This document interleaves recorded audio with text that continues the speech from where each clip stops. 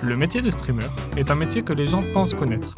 Cependant, quand on se concentre sur l'envers du décor, on peut voir que ça demande plus de travail que l'on peut le penser.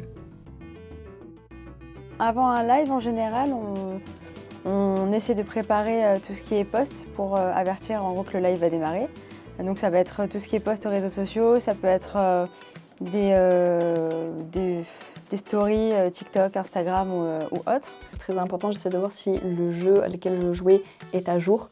Et voilà, donc en soi, j'essaie de faire la plupart du temps entre guillemets de pré-shot, de prévoir tout mon live en avance pour pouvoir du coup mieux anticiper, pouvoir stream sur le moment. Quand j'arrive, j'allume toutes les LED, je vérifie sur mon logiciel de stream si tout est bien paramétré, que ce soit les sons, etc. Les alertes aussi.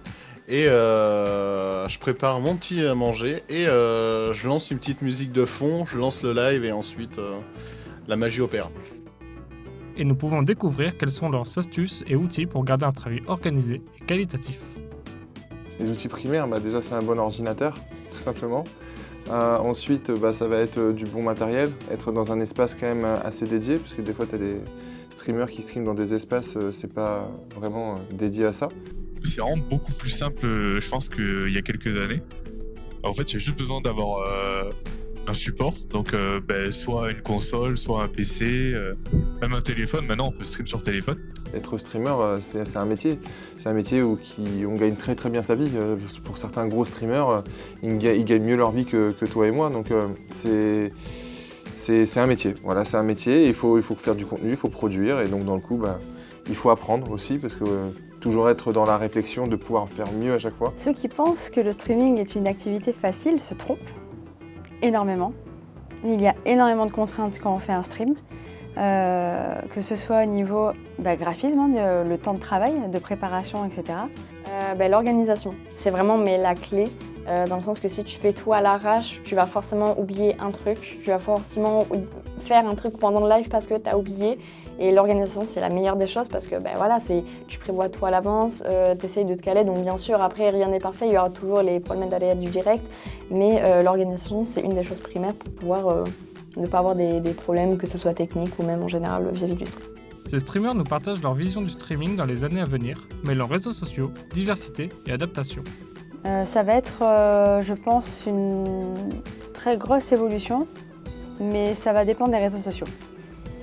Donc par exemple, si je prends l'exemple de Twitch, par exemple, où c'est un réseau qui est très compliqué en termes de visibilité, ça va être beaucoup plus dur de se lancer, alors que par exemple si je prends TikTok, ça va être, en fait c'est le réseau actuel des streamers, en fait, des premiers streamers. Ça permet aussi de découvrir et rencontrer plusieurs autres personnes.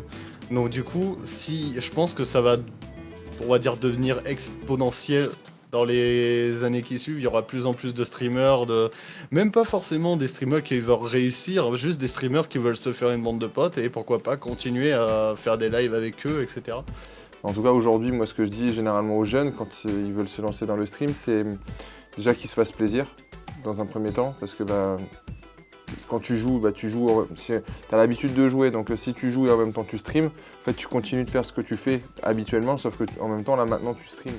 À l'heure actuelle, qu'on voit les events qu'il y a en rapport avec le stream, surtout en rapport que ce soit stream, réseaux sociaux, tout dans une globalité, c'est assez positif. Je vais prendre le meilleur exemple du The Event. Le The Event a été le meilleur exemple vis-à-vis du stream, étant donné que beaucoup de personnes se sont mobilisées pour pouvoir récolter des dons pour les associations. Et ça en a énormément entendu parler, mais du côté positif.